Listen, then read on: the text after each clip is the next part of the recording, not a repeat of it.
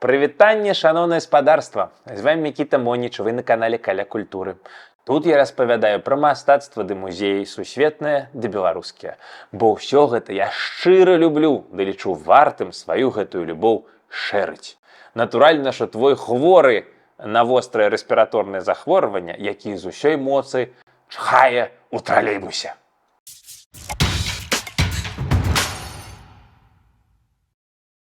Ну а я хочу вам распавесці сёння, што пэўны час таму мне трапілася цікавая кніжка. Называецца яна «101 шэдэўр навука і мастацтва ў музеях і бібліятэках Мадрыду». Дарэчы, там ёсць ангельская версія, таму спасылку на файл пакіну ў допісе з доп-матэрыяламі. І сярод гэтых шэдэўраў быў змешчаны шкілет мегатэрыя. Гэта такі аграменны лінівец, што калісьці жыў на нашай планеце. І вось тое, што мяне ашаламіла і зачаравала.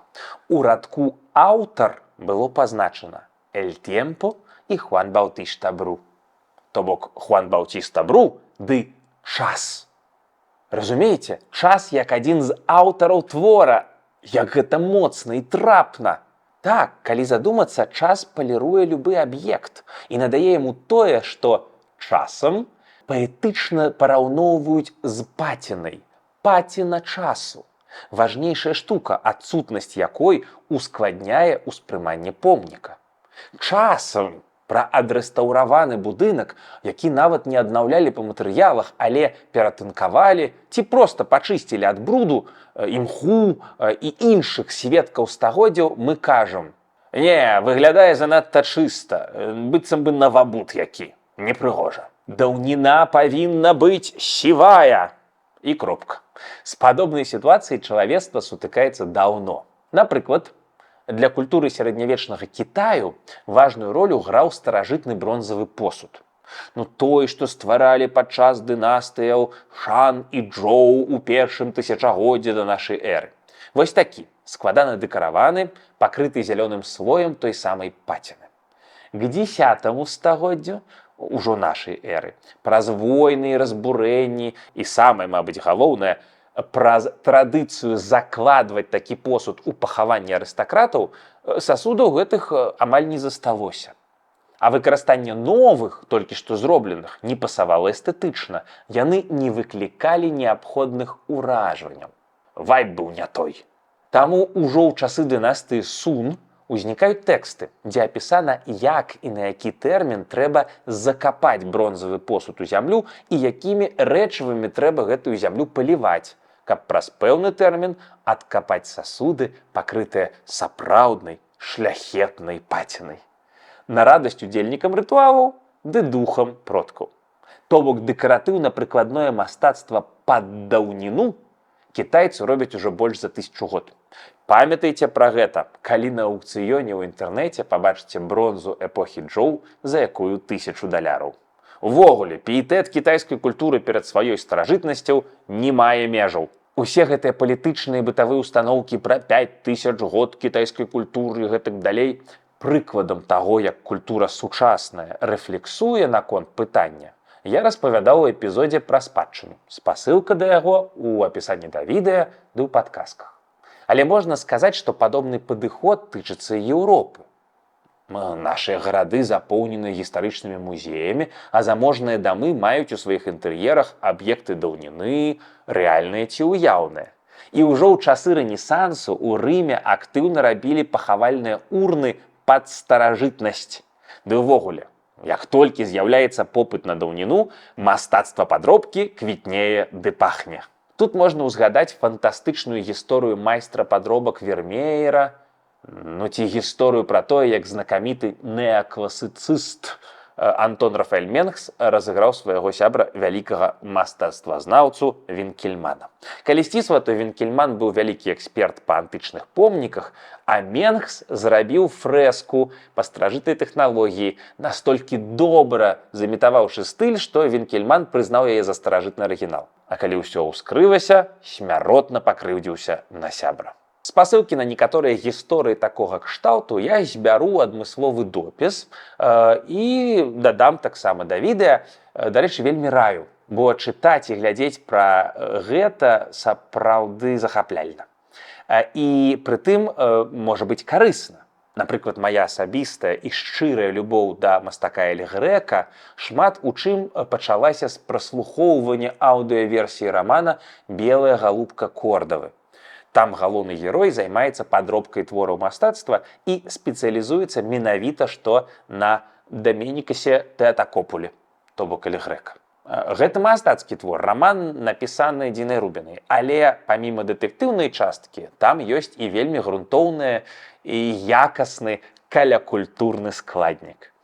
Другі добры дэтэктыў пра падробкі мастацтва – гэта «Фламандская дошка» аўтарства Артура Переса Реверты. Не настолькі, на мой погляд, захапляльна, як у Рубінай, але таксама вельмі варта. І таксама ёсць у перакладзе на рускую і ў аўдыёверсіі. Ну і, канешне ж, зусім ужо мастацкія кінастужкі кшталту афёры Томаса Крауна ці фантастычна знятай лепшай прапановы. Толькі з усіх гэтых дакументальных і мастацкіх стужак ды артыкулаў не трэба рабіць выснову, што музеі запоўнены падробкамі ці копіямі.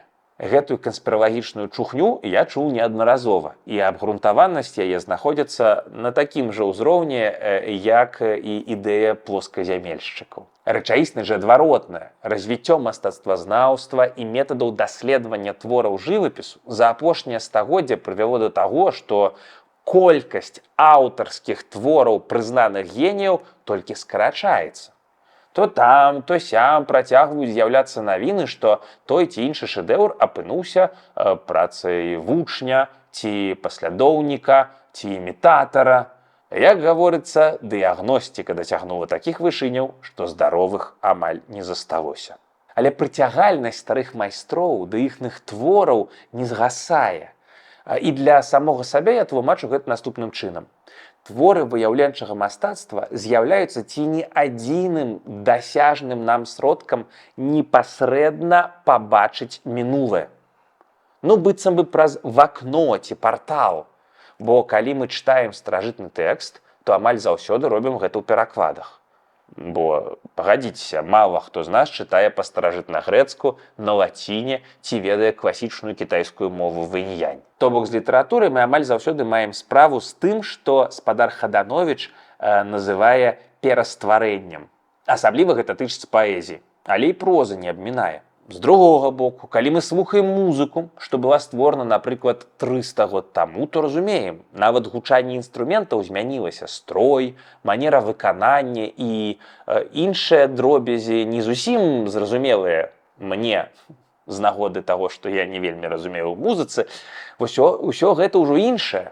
Мы слухаем сучасную версію прачытання музыкальнага тэксту. А вось з карціны не так.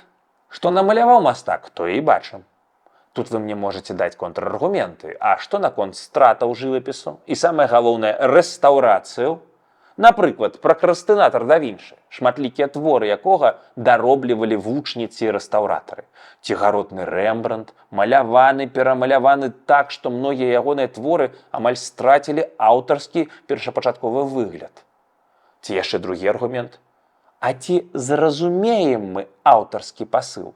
Вось Босх, напрыклад, напэўна разумеў, што ён хоча сказаць сваім творамі, а мы ўжо больш за стагоддзя голову ламаем, кніжкі пішам ды спрачаемся. Наконт Рэмбрандта дасылаю вас да вельмі змястоўных відэа Сергея Нікольскага на гэты конт. А што тычыцца разумення таго, што насамрэч хацеў сказаць аўтар, то, разумею, пытанне гэтае набіла нам шышку яшчэ на уроках літаратуры. Вось што я думаю на гэты конт. Па-першае, твор не абавязкова рацыянальна разумець. Сама арганізацыя, стыль выказвання сфармуляваны на падмурку іншага аўтарскага светаўспрымання. Там старажытна-егіпецкага, гатычнага, рэнесанснага, барочнага і гэтак далей. Гэта ўжо карысны вопыт. Гэта можа быць проста прыемна. Ну, як музыка на невядомай нам мове. А можа быць часткова ўспрынята і паспрыяе развіццю нашай карціны свету. Мы можам навучыцца настройваць оптыку свайго позірку для ўспрыняцця і спажывання вобразаў іншай культуры. Такім чынам мы павялічваем якасць спажывання твораў гэтай культуры ці эпохі, а значыць, атрымліваем больш асалоды. Ужо карысць. А самае галоўнае, мы можам выкарыстоўваць гэтую новую оптыку па-за межамі музея. Ну, наўпрост у сваім жыцці ці працы. І гэта ўжо гучыць як канкурэнтная перавага. Мець дадатковыя спосабы бачыць сусвет. Новыя элементы візуальнай метадалогіі. Галоўнае зразумець, што перад намі аб'ект такога кшталту. Ну, ведаеце, экзатычны ці старажытны. І адным з маркераў гэтага менавіта што і з'яўляецца паціна часу, з якой я пачынаў сваю сённяшнюю прамову. Яна ёсць своеасаблівай пазнакай таго, што аб'ект мае характарыстыкі іншага светаўспрымання. Ён абцяжараны сваёй біяграфіяй настолькі, што можа быць ідэнтыфікаваны як адухоўлены. Не проста жбан ці дэкаратыўная маляванка, а прадмет духоўнай культуры. І, як сказалі бы японцы, камі дух. А вось што павінна адбыцца, каб гэты камі там зарадзіўся?